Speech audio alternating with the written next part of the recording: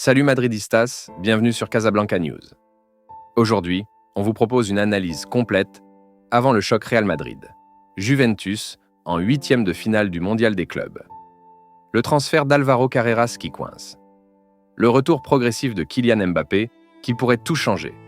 Xabi Alonso pourrait surprendre avec une formation en 3-5-2 et plusieurs choix forts. Mbappé sur le banc, Tchouaméni dans la défense, Gonzalo titulaire et un milieu à 5 pour contrôler le match. On décode la tactique possible du Real, on vous parle aussi du mercato avec Carreras bloqué et du choix fort autour de Gonzalo Garcia. C'est maintenant sur Casablanca News. Restez bien jusqu'à la fin pour l'analyse complète. C'est parti!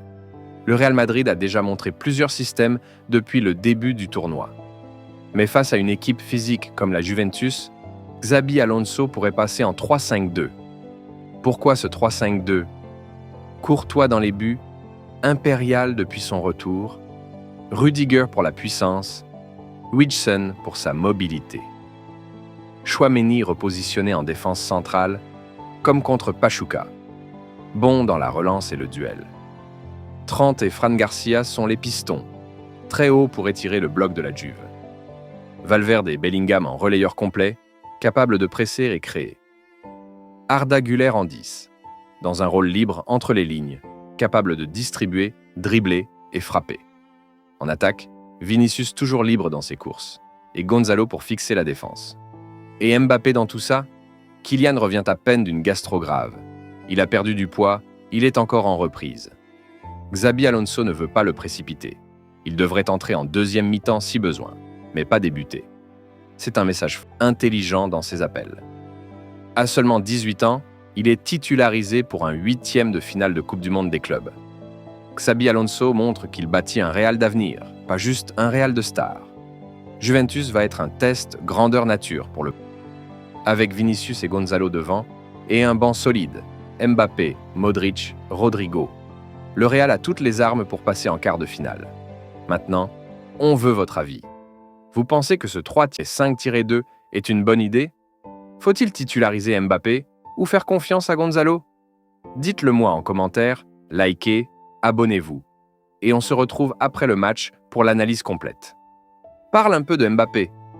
Kylian Mbappé a été frappé de plein fouet par une gastro-entérite aiguë, juste avant le match contre Pachuca. Selon les informations du club, il aurait perdu entre 4 et 5 kilos en quelques jours, ce qui est énorme à ce niveau. Il n'a pas pu s'alimenter correctement, pas pu suivre les séances de musculation ni maintenir son rythme de cardio. Son organisme a pris un coup et la priorité du staff médical a été la récupération complète, pas la compétition immédiate. Un Mbappé à 60% ne sert à rien dans un tournoi à haute intensité. Il doit revenir à 100% pour être décisif. La gestion de Xabi Alonso, lucide et protectrice. Ce qui impressionne ici, c'est le sang-froid de Xabi Alonso. Il aurait pu céder à la tentation, forcer Mbappé à jouer pour l'image, pour la pression médiatique, pour le spectacle. Mais non. Il a choisi de s'appuyer sur son collectif, avec Gonzalo Garcia en pointe et Vinicius libre devant. Face à la Juventus, le Real a décidé de jouer sans dépendance à Kylian Mbappé. C'est un signal fort qui montre la solidité du projet sportif. Et c'est aussi une manière intelligente de protéger son joyau à 300 millions d'euros. D'après les dernières infos venues du camp d'entraînement, Mbappé est apte à jouer 20 à 30 minutes maximum. Il est convoqué, il s'est entraîné avec ballon, mais il n'a pas encore retrouvé son explosivité naturelle. Le plan est clair, s'il n'y a aucun besoin urgent, il restera sur le banc pour ce match. En revanche, si le Real est mené ou en danger à la 60e minute, Mbappé pourrait entrer en mode sauveur. Un Mbappé frais dans le dernier quart d'heure, c'est un cauchemar pour la Juve. Sa simple présence sur la feuille de match est déjà un signal fort. Elle rassure les supporters, elle inquiète les adversaires. Et surtout, elle montre que le Real Madrid contrôle le timing de ses stars. En interne, aucune tension. Vinicius ne réclame pas qu'il joue, Gonzalo a saisi sa chance. Bellingham souligne la force du groupe avant tout. Le Real Madrid n'est pas une équipe d'individualité, c'est ce qui fait sa force cette saison. Et après, Si le Real passe en quart de finale, Mbappé devrait retrouver une place de titulaire. Avec plusieurs jours de récupération supplémentaires, il sera beaucoup plus proche de ses standards habituels. Xabi Alonso planifie déjà ce retour progressif. 20 minutes contre la Juve, si besoin, 45 minutes en quart de finale, 90 minutes en demi-finale. C'est un plan de montée en puissance, et non un retour précipité. Mbappé doit être au top pour les derniers matchs du tournoi, là où tout se joue. Et on continue avec le transfert d'Álvaro Carreras qui coince. Le Real veut renforcer son couloir gauche, mais le dossier Álvaro Carreras devient compliqué.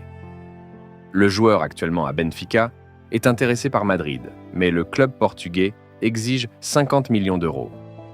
Et à ce jour, aucune offre officielle n'a été déposée. Le président Rui Costa est clair, s'ils veulent Carreras, qu'ils paient. Xabi Alonso le veut pour renforcer la concurrence avec Fran Garcia, remplacer Mendy. Mais si Benfica reste inflexible, le Real pourrait se tourner vers Grimaldo, un joueur moins cher, expérimenté et qui connaît déjà le très haut niveau. Faut-il insister sur Carreras à 50 millions ou aller chercher Grimaldo pour moitié prix? Dites-moi en commentaire. Et on se retrouve après le match pour l'analyse complète. Casablanca News, c'est la voix du vrai madridisme. Hala Madrid y nada más.